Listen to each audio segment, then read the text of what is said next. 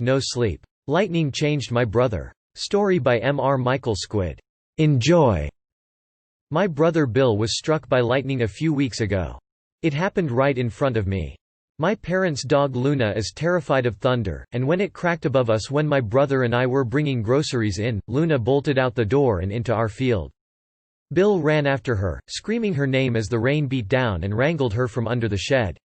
She whimpered and came back to the house, where I stood calling her, holding the door open. I smelled ozone, sharp and chemical as Luna ran in past my legs. Then the sky turned white.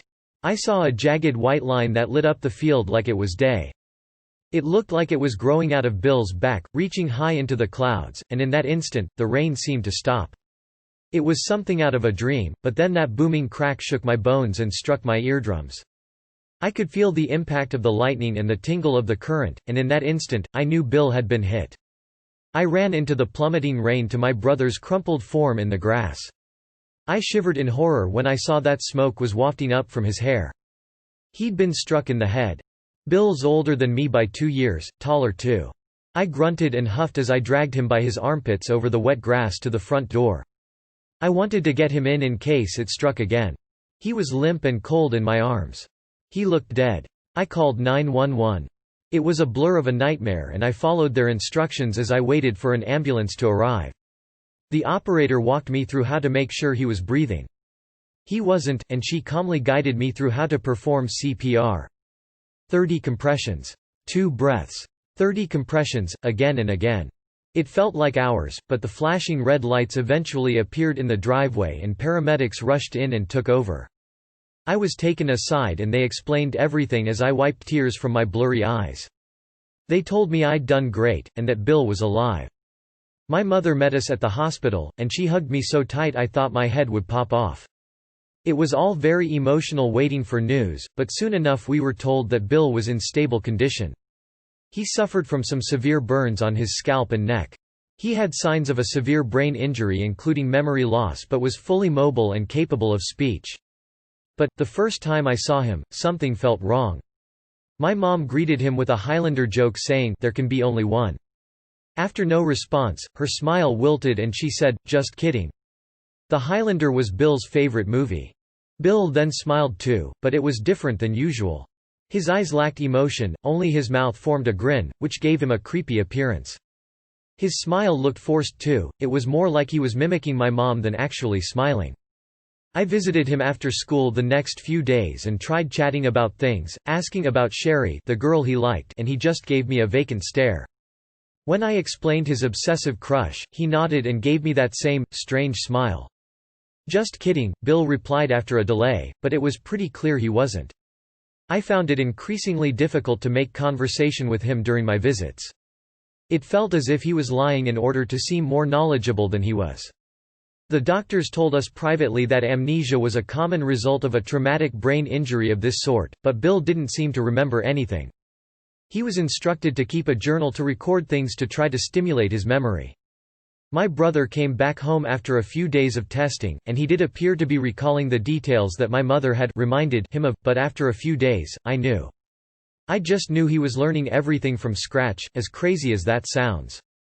I could see in his dark eyes that he was learning to mimic mannerisms. He'd watch people astutely to learn how to hold a pencil or open a door. He was doing the best he could to act like Bill, but I knew. 2 weeks after returning home, Bill was given the opportunity to return to school. Bill seemed to pick everything up and fit right in, all the time wearing that smile that was so close to authentic but ever so slightly off. In the evenings, I'd notice the light under his door glowing at odd hours. I'd hear him coughing some awful retching sounds that turned my stomach. Then I found his journal. Bill often scribbled in his notepad, and action meant to strengthen his neural pathways, so even I didn't question it until I passed his room a few days ago. Bill's door was slightly ajar, and I saw that notepad atop his desk when he was in the shower.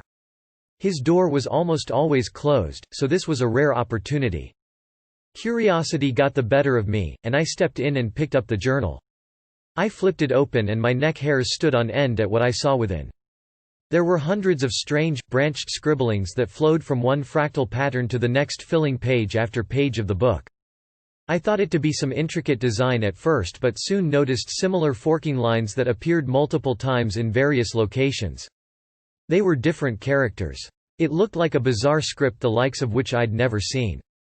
I flipped through more pages of the strange writing and then found the grisly illustrations. Drawn on some pages were internal organs, a liver, a kidney, part of a lung and more I couldn't identify. They were not medical illustrations, however. It looked like they were drawn from life. Each was labeled in that bizarre, fractal script I'd never before seen. Then I heard footsteps rapidly approaching. Bill was out of the shower and coming back in. I raced into the closet with a pounding heart and mostly closed the door behind me, leaving it cracked to not make a sound. I smelled the stink of rotting meat immediately. Something decomposing was in there with me. I watched Bill through the crack as he entered the room and my blood ran cold. He pulled off his shirt to reveal the large pink fractal scar running down his neck and back caused by the lightning strike. It was bigger than when I'd seen it in the hospital, much bigger. I then watched in horror as the scar pattern moved, wiggling and branching, shifting as if there were a living organism beneath the skin. Bill began to scribble that cryptic scrawling in his book. His face was lifeless and slack as if he relinquished control over the musculature when no one was present to maintain the facade for. The raised, vein-like branches just under his skin moved about instead. Eventually, he put down the notepad and finished getting dressed. My heart pounded as he then walked towards me and stood directly in front of the closet I hid within, inches from the door. I felt a wave of ice spill down my back as he looked in the cracked door, directly at me. I saw a subtle smile lift the corners of his mouth. I heard his heavy breathing, labored and wet. I was positive he could see me in the shadows of the closet, and I was terrified. My mother's voice broke the silence, calling us to dinner, and he walked back out the door of his room, leaving me in the stinking darkness of his closet. I haven't told anyone about it because nobody would believe me. Bill is acting perfectly normal to everyone, but the way he looks at me when nobody is watching fills me with absolute dread. He looks at me like he knows I'm aware that Bill is not in there anymore. That something killed him and took over when that bolt of lightning struck his head. They're threatening looks, like he's deciding what to do about it.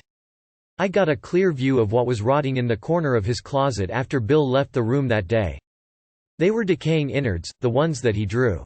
I hear his muffled retching each night, and I think they were his.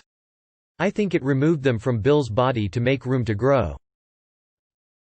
Thank you for watching. Give that like button a little action or watch another video if you enjoyed. And if you can't get enough, consider subscribing. See you around.